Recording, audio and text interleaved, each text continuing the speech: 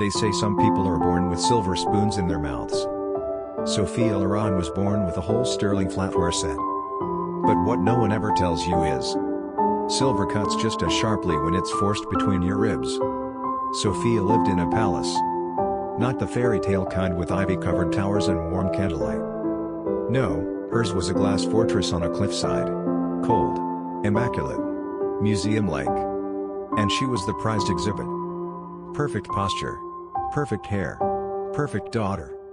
A Laurent. Every morning, she woke to silk sheets and a view of the ocean. But her windows didn't open. Not a crack. Her father, Henri Laurent, ran the largest luxury hotel chain in the world. And he ran his home like a business meeting. Everything scheduled. Everything silent. Even love came with a clause. And tonight was the final clause in a contract Sophia never signed. It started like every other gala. Crystal chandeliers. Veiled laughter. Waiters in tuxedos balancing silver trays. Sophia, draped in Valentino, moving through the crowd like a trained swan. But something felt off. The way her father smiled too much. The way his assistant kept checking her watch. The way her mother was nowhere in sight. And then, the music stopped. Henri raised a glass. "Ladies and gentlemen," he announced, voice like polished marble. "It brings me immense pride to formally declare the union of two empires." Sophia blinked. Union? Next to her father, a man she barely knew stepped forward, dressed like wealth had been poured onto him. Mathieu Dubois, the only son of Henri's biggest rival. He smiled at her with teeth too white to be real. Sophia froze. Her hands trembled beneath the diamonds. Her champagne glass tilted. This wasn't a merger. This was a marriage. Her marriage. Arranged. Announced. Without a single word to her. The applause thundered. Cameras flashed. And Sophia stood there, a statue in silk, while her world cracked beneath her stilettos.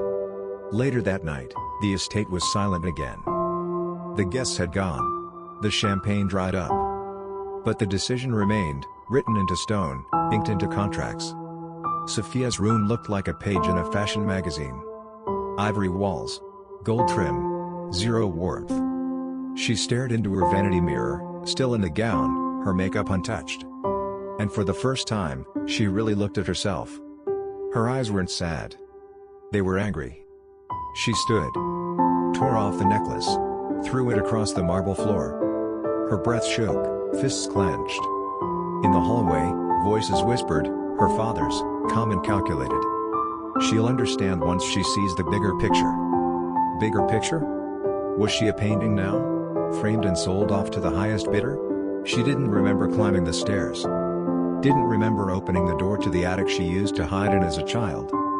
But there she was, surrounded by old trunks and forgotten relics of a time before business meetings ruled her life. In one box, she found it, her old duffel bag from boarding school. She stuffed it. Jeans. Boots. A hoodie. No heels. No gowns. No Laurent branding. Just the essentials. She looked at her wrist, her bracelet. One of her first gifts. Platinum. Encrusted in tiny diamonds.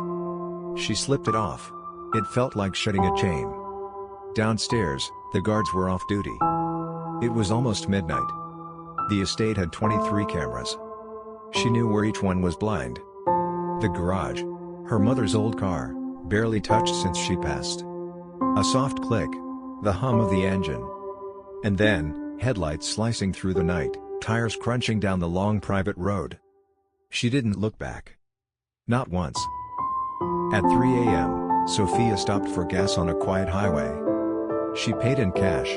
Bought a granola bar. Changed into a hoodie in the restroom. In the mirror, no one would have recognized her. Not the heiress. Not the headline. Not the Laurent legacy. Just a girl with wide eyes and shaking hands. She didn't know where she was going. She just knew where she'd never return. And for the first time in her life, that felt like freedom.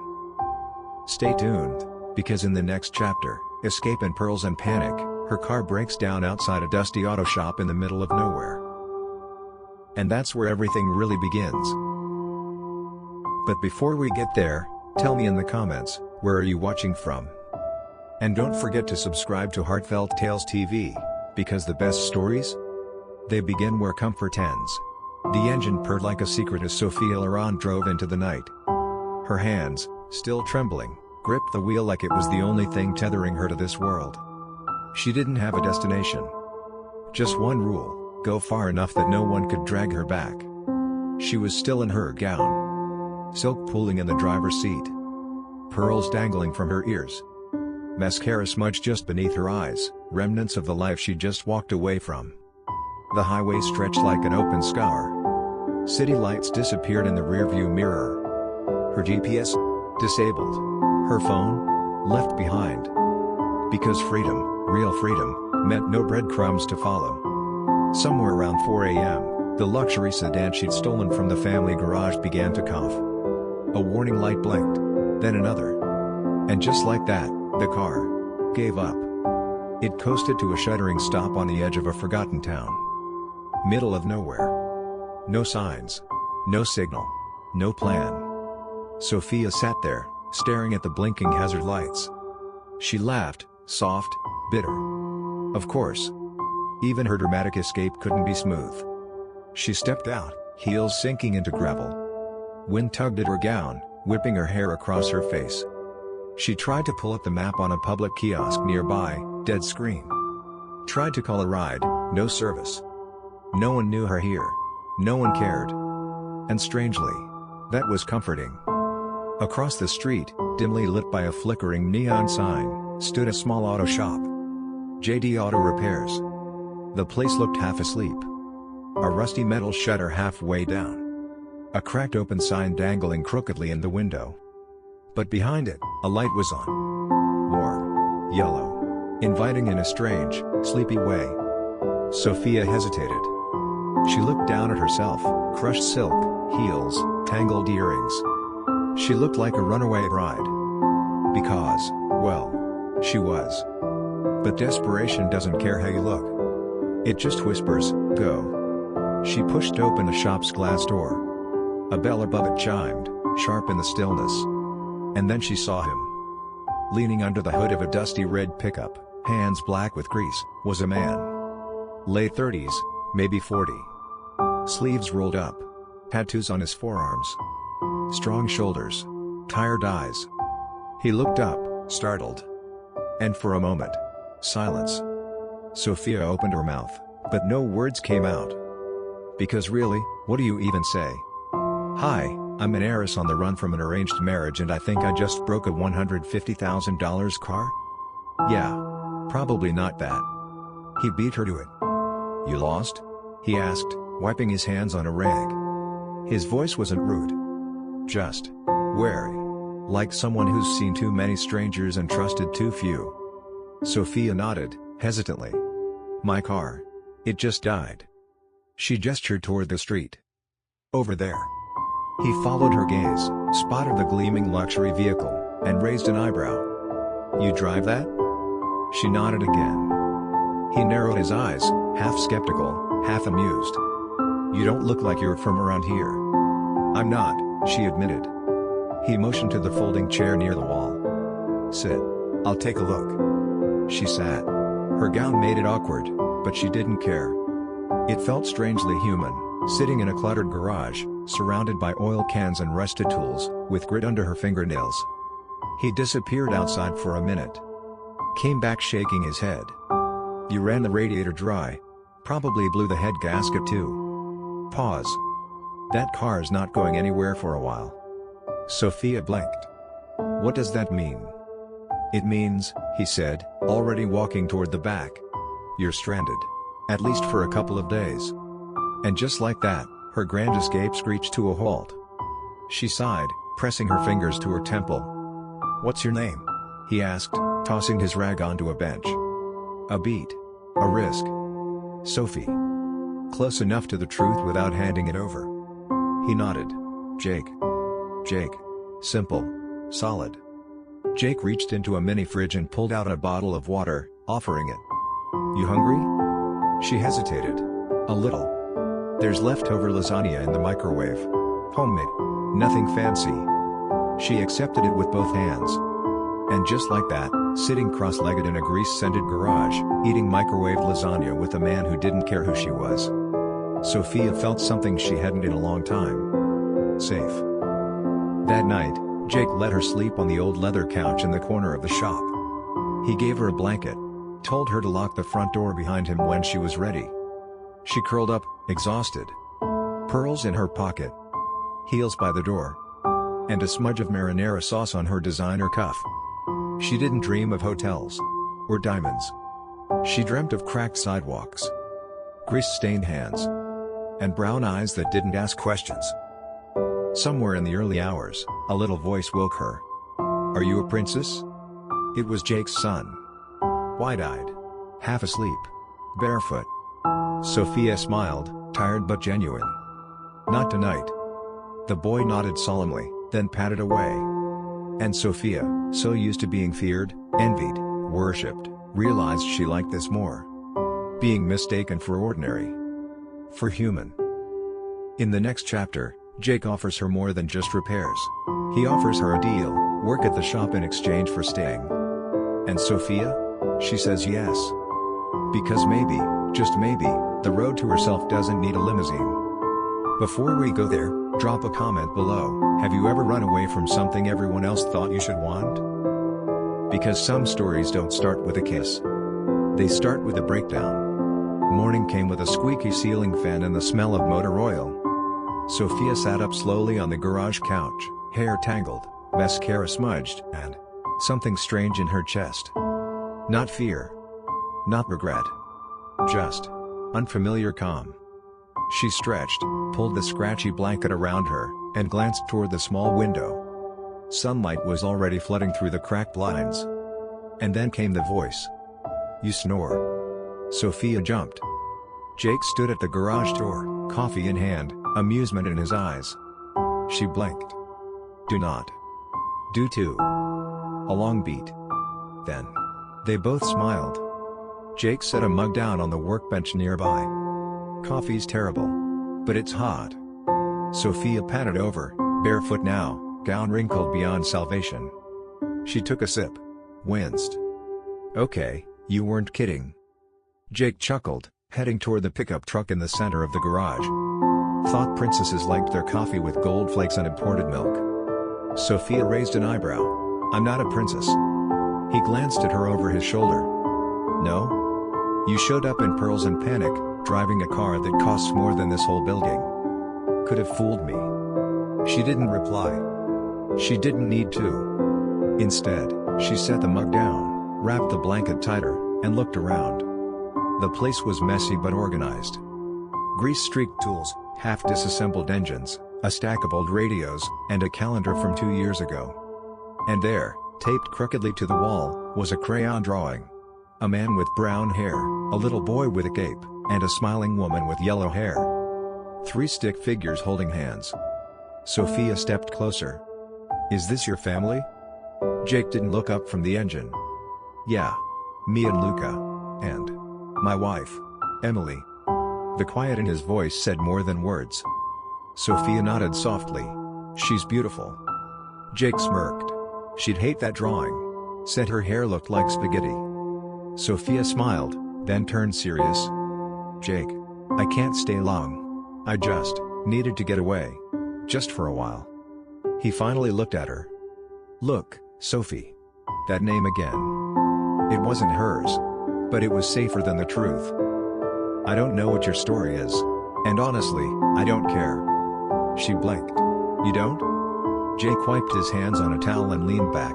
"I've seen enough people running from something. Doesn't make you special. But I do need help around here. So if you're staying, you're working."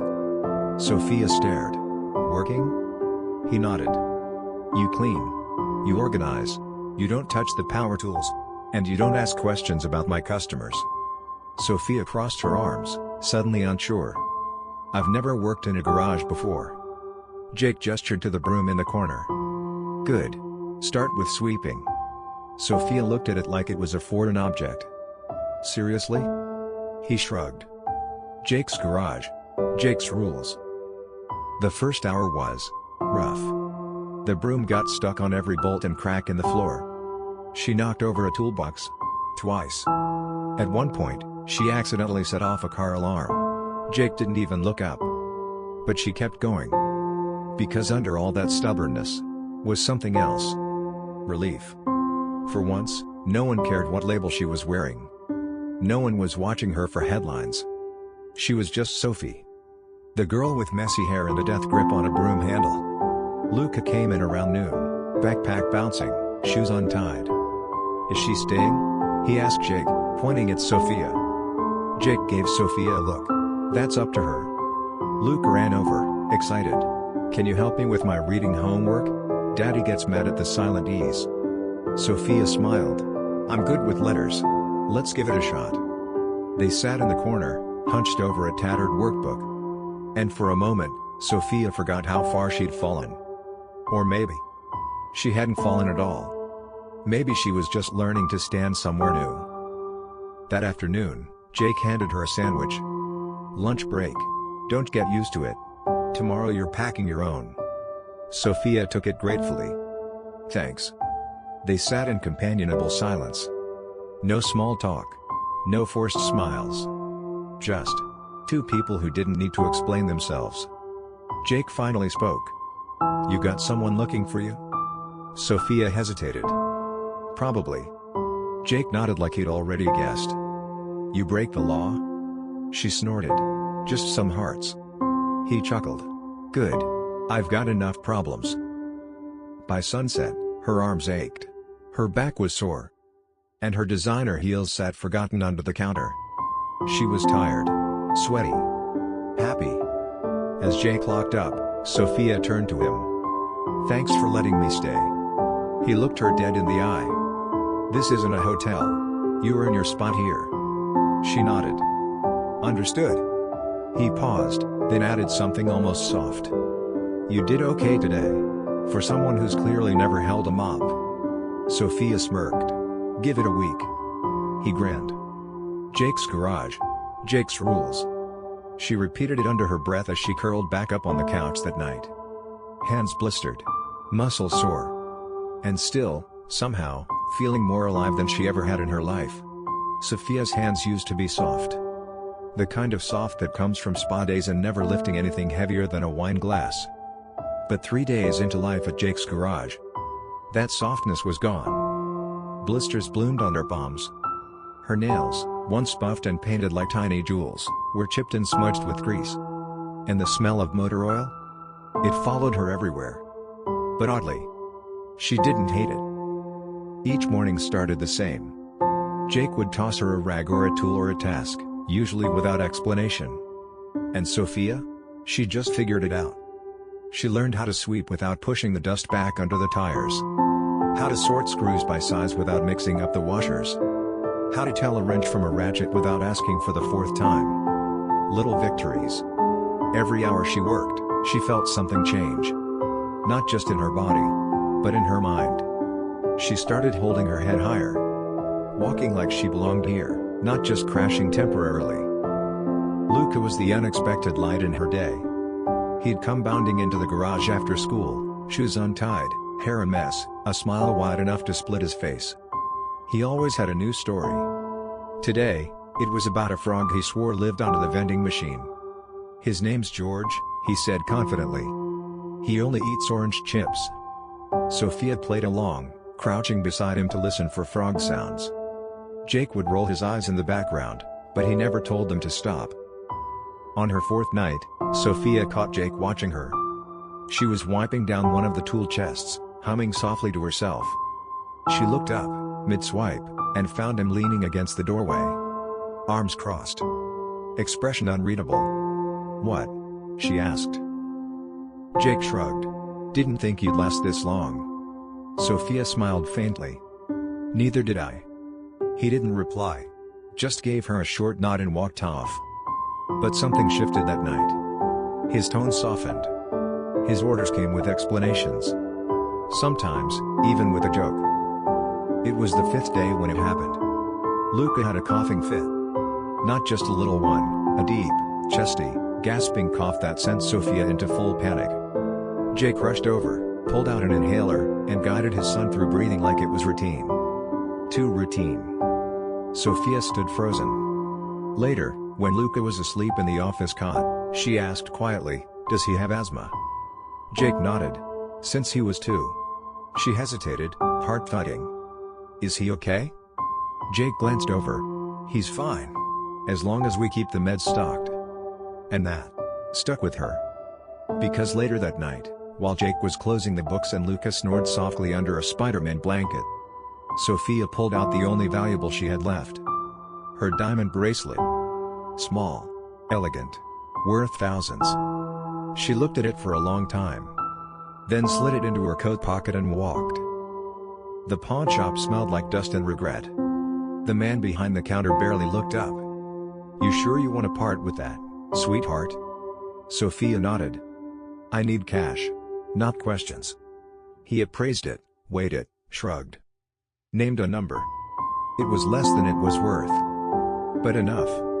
She left with a wad of bills and no jewelry.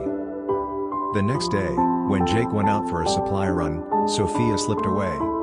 She found the closest pharmacy, asked for 2 inhalers, paid in cash. Then tucked the bag into Luca's cubby like it had always been there. No notes. No credit. Just care. That evening, Jake found the inhalers. He looked around, confused. Sophia was bent over a tire, pretending to be focused. Jake walked over, holding the bag loosely in one hand. "You do this?" She didn't look up. "I don't know what you're talking about." He didn't press. Just studied her for a moment longer. And walked away. But later, when she passed by his workbench, she noticed something new. A mug. Steam rising. Next to it, a sticky note. "It's not fancy. But it's hot." Her throat tightened. They never talked about it. Not the bracelet. Not the meds. Not the silent thank you he didn't say. But from that day on, Jake handed her tools without double-checking. Luca called her Sophia the Strong in one of his crayon comics. And Sophia started feeling less like a guest, and more like part of the foundation. One night, Luca drew a picture of the garage. It had Jake, Luca, and a new figure. Blonde hair. Big smile. Holding a wrench. "Who's that?" she asked gently. Luca beamed. "You. Mommy number 2. Sophia stared at it, something warm and heavy settling in her chest. She didn't correct him. She couldn't. Because something in her had softened. Something that had nothing to do with grease or grit. It was the way Jake handed her the keys to lock up. The way Luca reached for her hand on the walk home. The way she didn't feel lost anymore. Her hands were no longer soft. But her heart? Softer than it had been in years. And maybe that was the point. You can only pretend for so long. Sophia had swept the garage floor 100 times now. Dusted every shelf. Labeled every drawer. Worn the same hoodie and jeans on repeat. And with every passing day, it felt easier to forget she was someone else entirely. Almost. Because no matter how deep she shoved it down, her past had a way of clinging like dust in the corners. It was a Wednesday when it started to shift. Jake was working on an old Chevy truck, swearing under his breath about rusted bolts. Sophia sat nearby, organizing a box of mismatched spark plugs. "You ever done this before?" she asked, just to make conversation. Jake didn't look up. "What, curse at a carburetor? Weekly ritual?" She laughed. "No. I mean, like this. Working with your hands. Building something." He wiped the sweat off his brow. "Since I was 15. Dropped out after my dad passed. Had to work to keep food on the table." Sophia nodded. Quiet. Listening.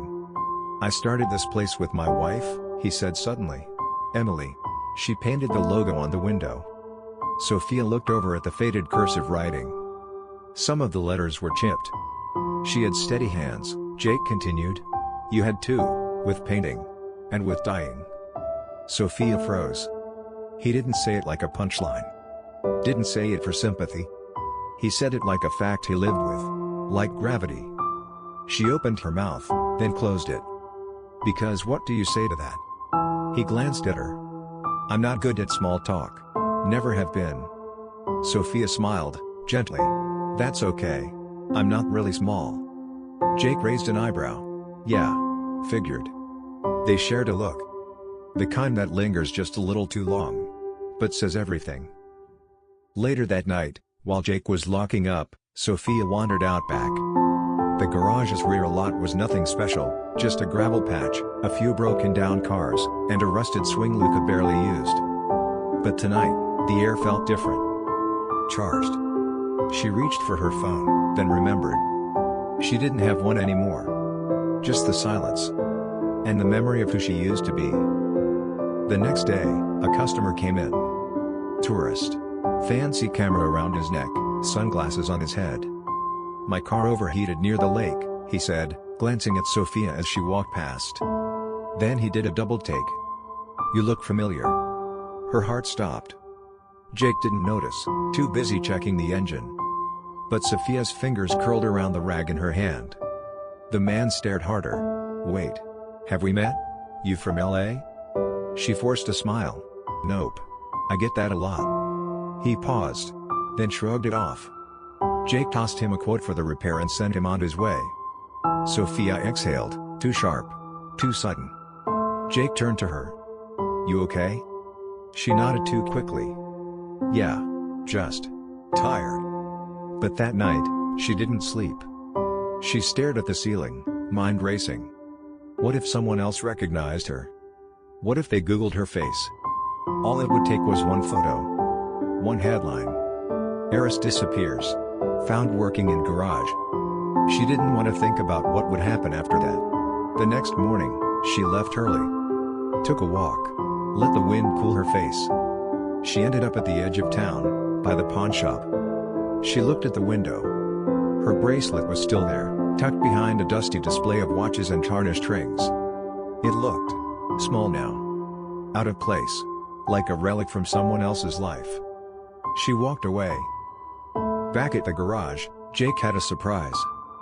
You're getting a raise, he said casually, handing her a few folded bills. Sophia blinked. For what? For showing up. For not quitting. For not wrecking my entire system. She smiled, touched. But the guilt rose like smoke. Because Jake trusted her.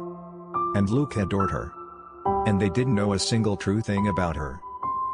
That afternoon, Luca came home with a school project. Family tree, he announced proudly. I need to fill it out by tomorrow. Jake looked uneasy. Sophia sat beside Luca at the table. He drew himself. Then Jake. Then stared at the blank spot on the right. Can I put you here?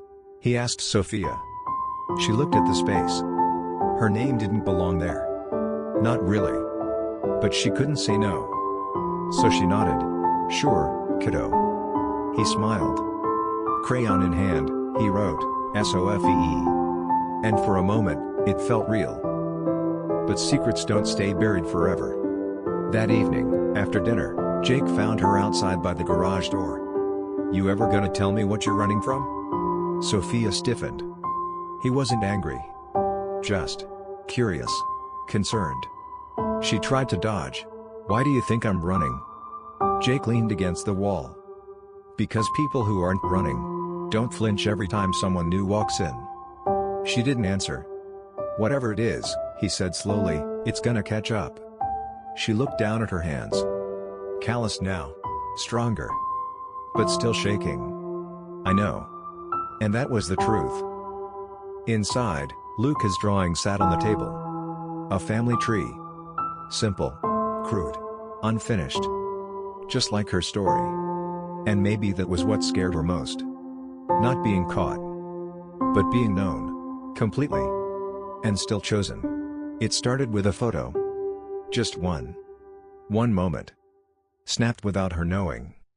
Sophia hadn't even noticed the camera. She was laughing, really laughing, for maybe the first time in years. Luca was tossing her a wrench that was way too heavy for his little hands. Jake was standing beside her, arms crossed, trying not to smile but failing. And someone across the street clicked a picture. That was all it took. By morning, the internet had her name again. Sophia Laurent, missing heiress or mechanic in disguise? Her face. Her fake name. The garage.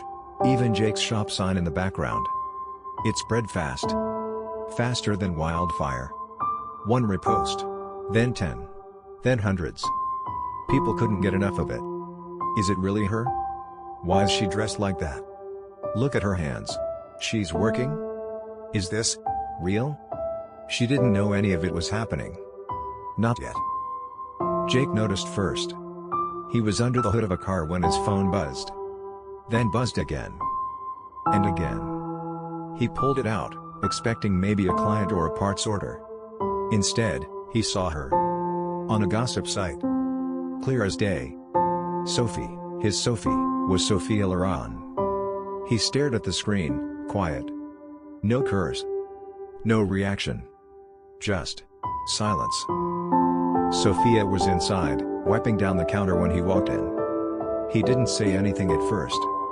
Just held up the phone. She froze. Her heart fell straight through the floor. There it was. The headline. The photo. Her truth, exposed. I was gonna tell you, she said quickly, voice shaky. Jake just looked at her. Not angry. Just hurt. Like someone who had started to believe in something again. Only to watch it vanish. Were you? He asked. I swear, Jake. I was. He nodded once. Then stepped back. Pack your things. Sophia blinked. Jake, please. I don't care who you are, he said, jaw clenched. But I don't do lies in my shop. Or around my son. Those last words sliced deeper than anything. Because it wasn't just the shop she'd become a part of. It was them. Him. Luca. And now, it was gone. She left without arguing. Didn't cry. Didn't plead. Just folded her hoodie, picked up her shoes, and walked out the door. Jake didn't watch her go. She ended up in a diner a few blocks down. Same booth she sat in when she first wandered into town. Same cracked vinyl seat. Same bitter coffee. But everything felt different now. She wasn't running anymore. She was retreating. Her bracelet was long gone. Her face was everywhere. And her heart? She couldn't even feel it anymore. She barely noticed the man sit down across from her. Black suit. Sharp tie. Familiar face. You made quite the mess, Sophia, he said. Her father's head of security. Cold. Efficient. She didn't even flinch. You here to drag me back? He raised an eyebrow. Do I need to? Sophia sipped her coffee. Burned. Bitter. I'm not going back. He leaned forward, voice low. Your father's furious. You embarrassed him in front of half the industry. You have no idea what kind of damage this has done.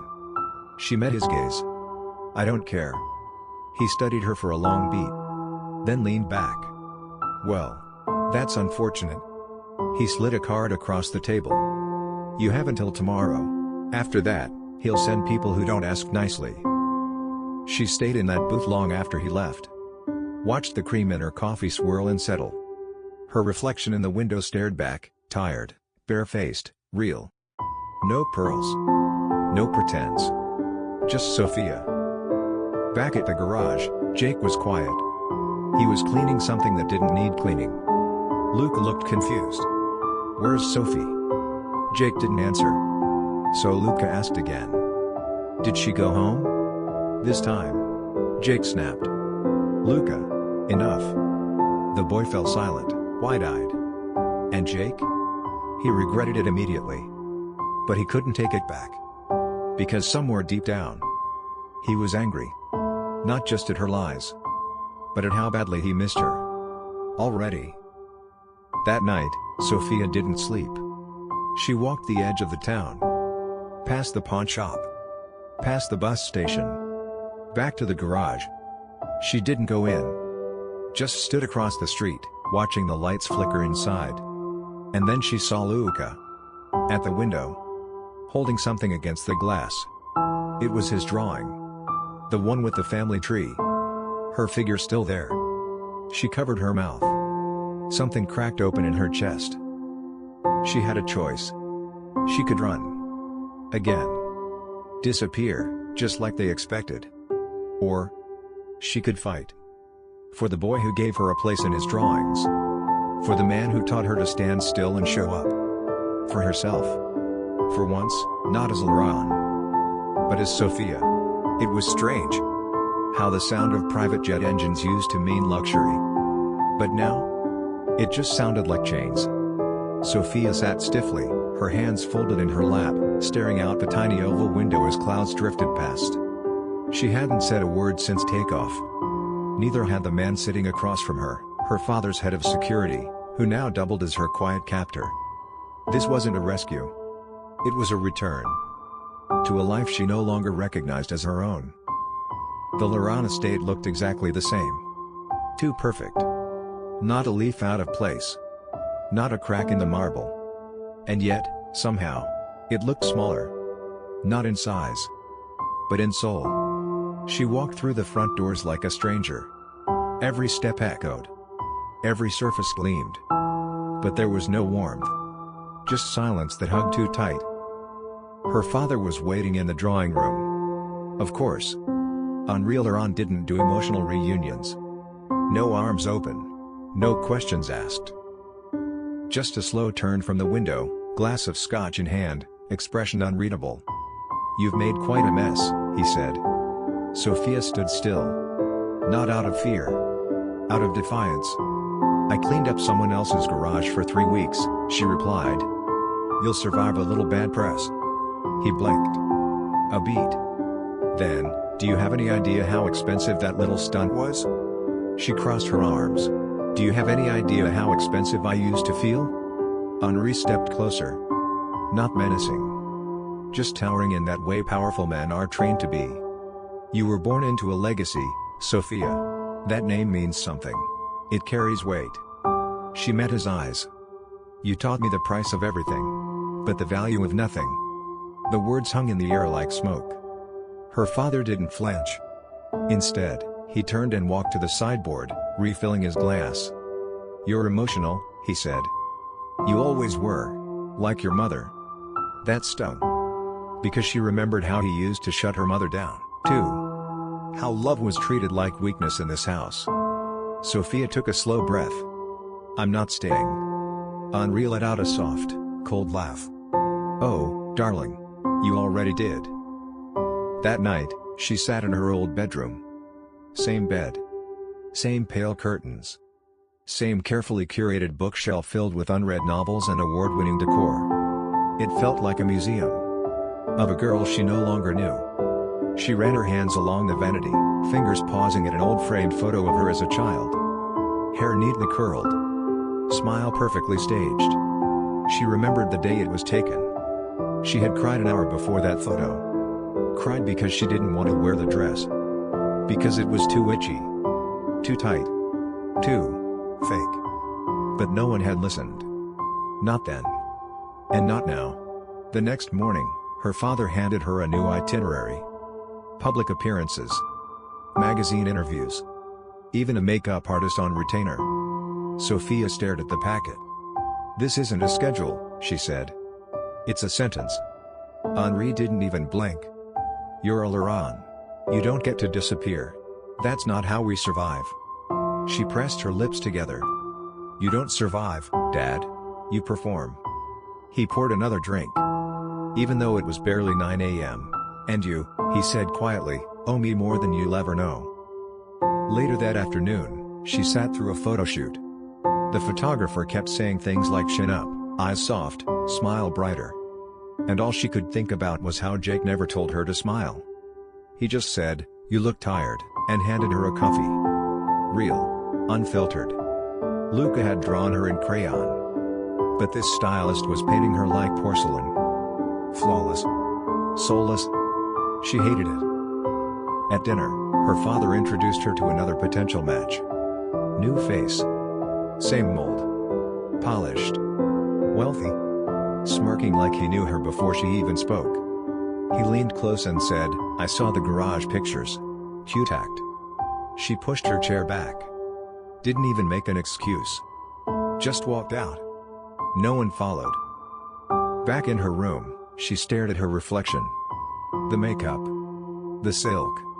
The shine. It wasn't her. She touched her hair, now styled in waves again. And suddenly, she missed the smell of engine oil. Missed the feel of her old hoodie. Missed her own damn face, messy, sun-kissed, honest. And then she reached into the bottom drawer. The only thing she'd brought back from the garage. A worn rag. Jake's old shop towel. Smelled like grease. And safety. She clutched it to her chest. And cried. Not delicate tears. Not the kind that glisten and fall silently. These were angry, ugly sobs. The kind that rip through your chest because you can't scream in a house where silence is golden.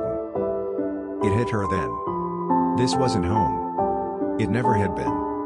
It was a cage. Lined with gold. Built on image. Maintained with silence. And it would never love her the way that messy little garage had. Because gold doesn't care if you're crying. But grease-stained hands? They'll hold you anyway. She lay awake that night, staring at the ceiling. And somewhere deep inside, a decision began to bloom. Not a whisper. Not a maybe. A promise. She wasn't going to live her father's life. Or wear his name like a muzzle. She was going to go back. To the boy who drew her in crayon. To the man who looked at her like she was human. To the place where her hands got dirty and her heart got clean. The morning was quiet. Too quiet for a house that big. No birdsong. No voices. Just the tick of a grandfather clock she'd always hated. Sophia stood in front of the full-length mirror. Not admiring. Not adjusting. Just staring. The dress was beautiful.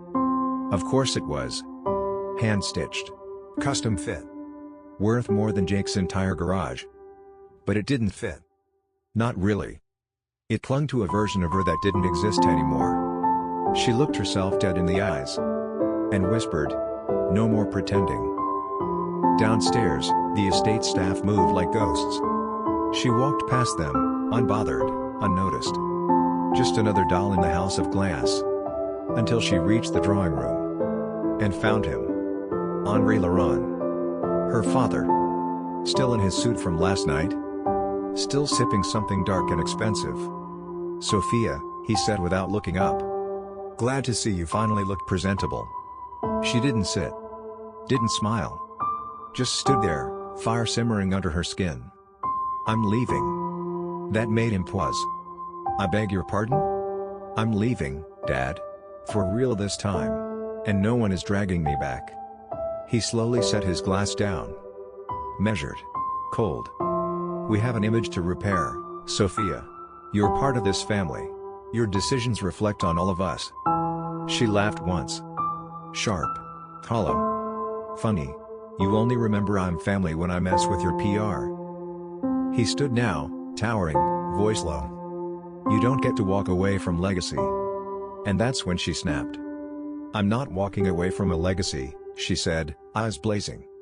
"I'm walking away from a lodge." He froze. And for once, Sophia didn't. "You taught me the price of everything, Dad. Every car. Every dress.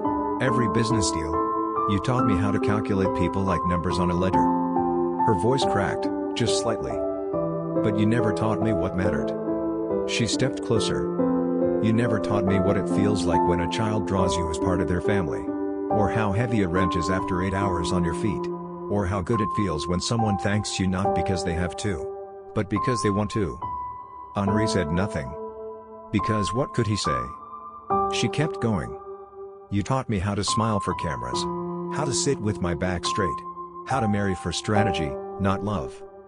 Tears burned at the corners of her eyes, but she didn't let them fall. "But you never once taught me how to be happy." Silence stretched between them. The kind that wasn't peaceful, but dangerous. Then he said, "You're throwing your future away." And Sophia smiled. But not the kind he was used to. The real kind. "I'm finally building one." She turned. Walked to the door. No guards followed. No shouting came. Just her father's voice, low behind her. "You'll regret this." She paused in the doorway. "No. I regret not doing it sooner." And then she was gone. She didn't go back to her room. Didn't pack a bag. Didn't take a single thing. Because the only thing that mattered was already in her. By sunset, she was back on the road. Hair tied up, hoodie back on. No limo, no security. Just her. A borrowed bus ticket. And the quiet roar of freedom. She passed the city skyline without blinking. Past designer storefronts and hotel chains bearing her family's name. All that gold. All those chandeliers. And not one of them ever made her feel seen. And then, the countryside. Familiar fields. The rust-colored rooftops. A sign that said, "Welcome to Emery Falls." She smiled. Finally. Home. She stepped off the bus with nothing but a small bag and a heart pounding in her chest. Was she scared? Of course. Jake might not forgive her. Luca might not remember. But she had to try. Because love, real love, was worth fighting for. The garage looked the same. Faded. Dusty. Perfect. She stood outside the doors, breathing it in. Then pushed them open. Jake looked up. Covered in grease. Wearing the same flannel he'd worn the day she left. He froze.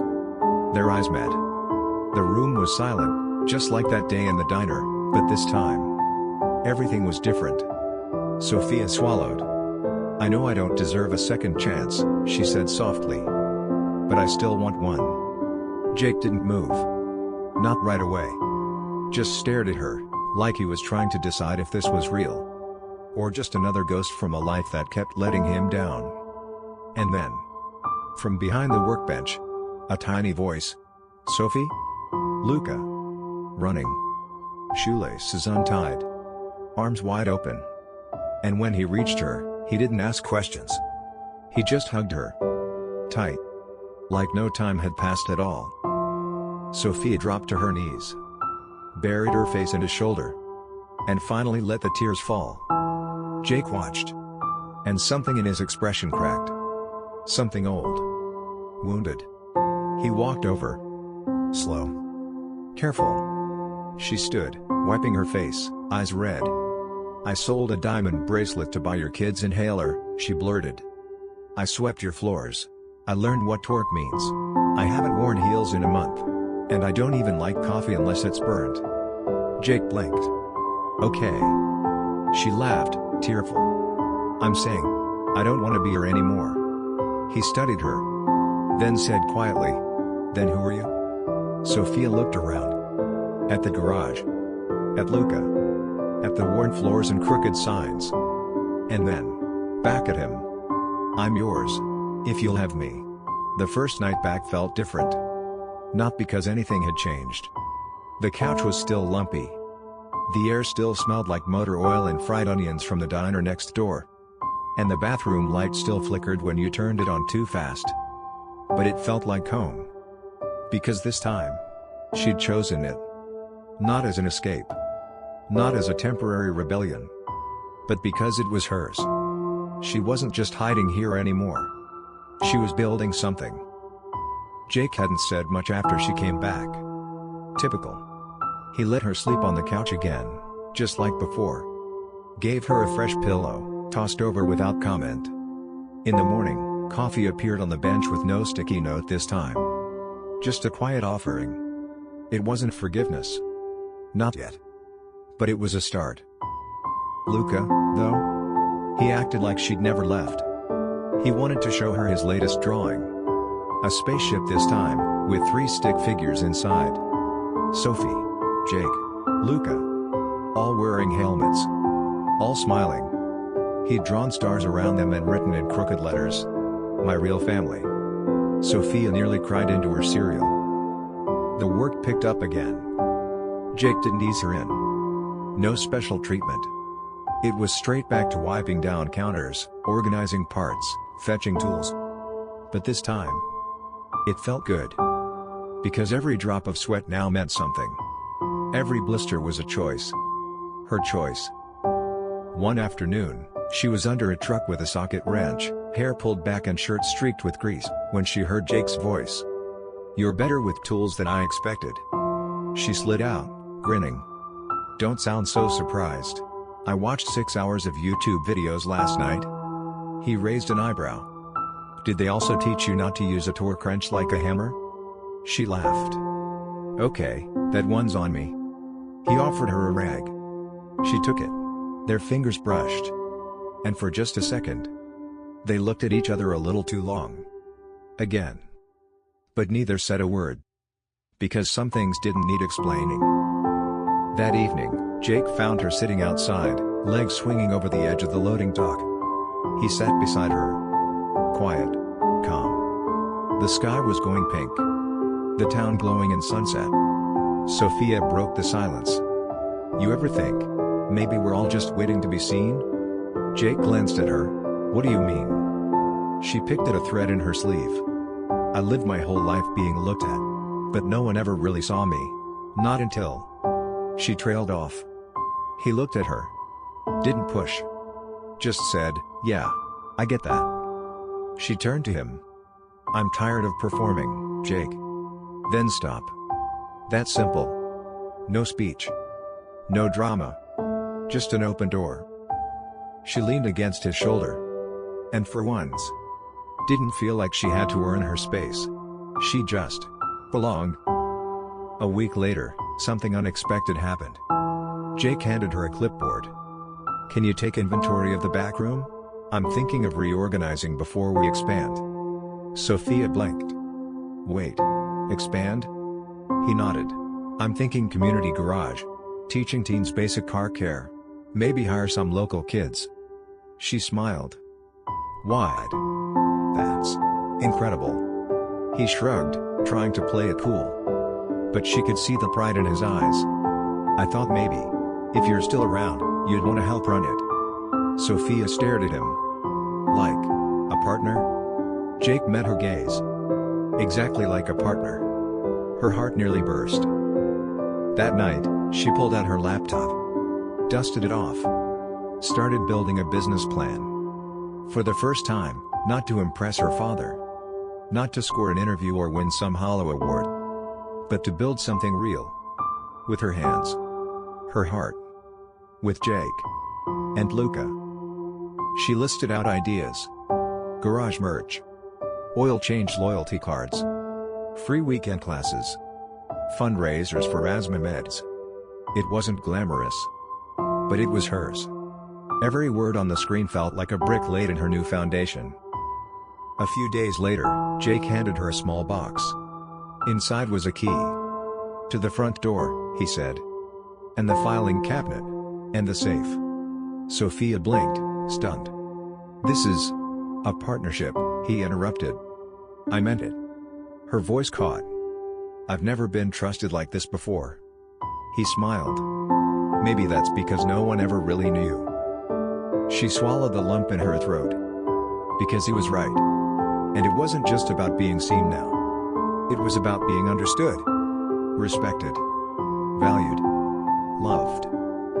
The garage got a new coat of paint that week. Luca helped pick the color. Bright blue. He called it Sky Hope. Sophia smiled every time she saw it. Because that garage? That dusty, humble garage? It was where she fell apart. And rebuilt herself. Not as Sophia Laurent, daughter of the Hotel King. Not as a runaway. But as someone who chose love over legacy. People over pride. And finally, found where she belonged. Some people wear pearls. Some wear grease. Sophia used to think they couldn't mix. That there was a world where you were either polished or real. But standing in the middle of Jake's garage, hands covered in motor oil, laughter echoing around her, Luca dancing with a wrench like it was a microphone, she realized. You could have both. The shop had changed. Not just in paint or tools or signs. But in energy. It felt full. Alive. Like something bigger than just a business. There were flyers now on the windows for community car clinics. Kids from the local high school dropped by to shadow Jake and Sophia. Mothers brought in their beat-up minivans, and teens came to learn how to check tire pressure without judgment. The garage had become something else. Something more. A hub. A home. A second chance for a lot more people than just Sophia. Jake had started calling her boss just to mess with her. "Morning, boss," he'd say with a smirk, handing her coffee. And she'd roll her eyes, every time. But never stopped smiling. Because she was finally building something from the ground up. No last name to carry it. No safety net if it failed. Just grit, determination, and love. One afternoon, she was elbow deep in a transmission issue, hair in a bun, covered in grease, when a customer peeked in and asked, "Is the owner around?" Sophia didn't even hesitate. "You're looking at her." They blinked, surprised. And she just winked. Because yeah, she owned this. All of it. Jake started leaving tools where she could find them without asking. She started knowing which wrench he'd need before he asked. They moved like a team. A rhythm. Unspoken. Real. Sometimes, they didn't even talk while working. Just shared the same music playing in the background, the sound of engines, and that soft understanding that neither of them was alone anymore. Luca started calling her Sophie Dad. Not Mom. Not Step anything. Just Sophie Dad. Because, in his words, she fixes stuff like a dad but smells nice. And Sophia took that as the highest compliment of her life. One evening, after they closed the shop, Jake handed her a small box. No big speech. Just held it out. She opened it. Inside? Not a ring. Not a bracelet. A key. But not just to the shop. To the house. To the room that used to be the guest room. Now painted in her favorite soft green. With a little sign on the door that read, "Sophia's space. No boys allowed except Luca." She looked up, stunned. "You sure?" she whispered. Jake nodded. "Home isn't home without you in it." They didn't rush anything. There was no fairy tale proposal. No white horse. No red carpet. Just slow mornings. Shared meals. Luca's endless questions. And a quiet understanding that love doesn't need chandeliers to shine. Sometimes, it just needs coffee and carburetors. The community started calling them the Garage Family. And they wore the title with pride. They hosted the first ever Emery Falls Garage Day. Free oil changes. Face painting for the kids.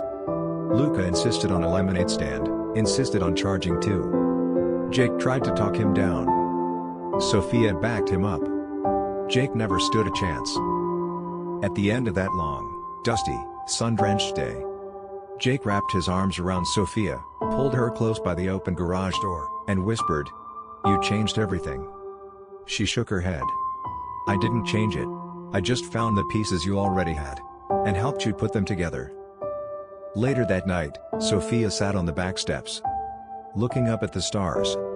Luca asleep inside. Jake washing up. She thought about who she used to be. The girl with diamonds on her wrist and emptiness in her chest. The girl who ran. Who hid. And then. The woman who stayed. Who worked. Who gave. Who chose. She was never meant to be caged behind gates and gala gowns. She was meant for this. For hands that ached. For engines that roared. For people who said what they meant. The funny thing? She didn't miss any of it.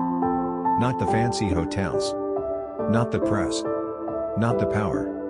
Because here. In this oil-stained, sun-warmed, laughter-filled life.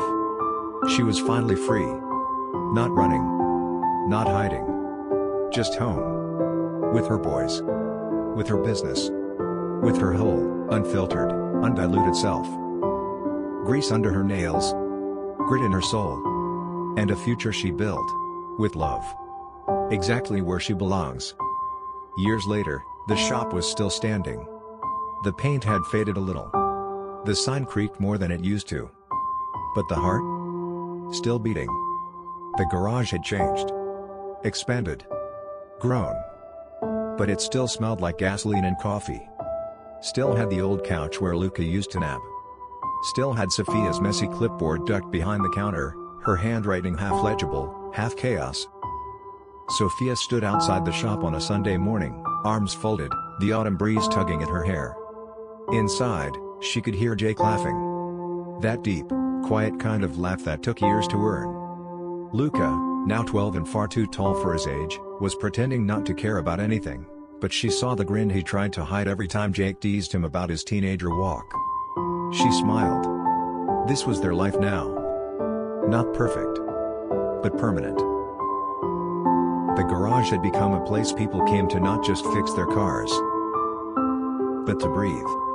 It hosted weekend food drives, DIY classes for single moms, and every summer, a free fix-it fair where kids could tinker with bikes, engines, and dreams. Sophia was the one who made the flyers. Jake handled the tools. And Luca, he did the talking now. He'd grown into his voice. Sometimes, people still whispered. That's the heiress, right? She used to own hotels. She gave it all up for a garage? Sophia heard it. She just didn't care. Because she had a life she built. Not one inherited. And that was everything. One evening, Jake took her hand as they sat on the porch behind the shop. No champagne. Just root beer and shared silence. You ever miss it? He asked. Sophia looked out at the trees swaying, the hum of a distant highway, Luca's voice echoing from the kitchen. The mansion? The press? The expectations? She said. He nodded. She leaned her head on his shoulder. I miss the heated floors sometimes, she smirked. Jake laughed. Then she added, soft and sure. But I'd rather have cold toes and warm hearts. A few months later, a letter arrived. From Sophia Laurent. It wasn't long. It wasn't poetic. Just 3 lines. I watched the news segment. You built something real. Your mother would have been proud. So imagine. Sophia read it once. Then folded it up and tucked it in the glove box of the old truck Jake had fixed the year she arrived. Not because she needed his approval, but because some wounds don't hurt anymore. They just remind you that healing happened. Years passed. The business thrived. Jake proposed quietly, with a ring that looked more like a washer than a diamond. Sophia cried harder than she thought she would. She said yes before he finished asking. Luca gave the toast at their backyard wedding. He stood on a crate, too proud to admit he needed it, and said, Sophie taught me that you don't have to be born into a family to make one. You just have to show up. And stay. And stay she did. Through hard winters. Through slow months. Through birthdays and busted pipes and late night laughter. Not every day was magic. But every day was theirs. And in the end, that was the fairy tale. Not the castle. Not the crown. But a garage in a sleepy town. Where a runaway girl learned how to stay. And that is how a runaway heiress found home. Not in a mansion. Not in a last name. Not in anything gold-plated or polished. But in a garage, with oil under her nails. And love that asked for nothing but honesty. Because sometimes, the people who see the real you aren't the ones you were born to. They're the ones you meet when your car breaks down and your heart's running on empty. Sophia didn't just trade pearls for grease. She traded performance for a purpose. She didn't lose everything. She left everything that never mattered. And maybe that's the moral. That belonging isn't about bloodlines or bank accounts. It's about showing up, choosing love over pride, and staying, when staying is the bravest thing you can do. So tell me, would you have done what she did? Walked away from a world that looked perfect to build a life that felt right? Let me know in the comments. I'd love to hear your version of home. Until next time, stay soft where it matters, stay strong where it counts, and remember, the real happily ever after? It's not in castles. It's in character.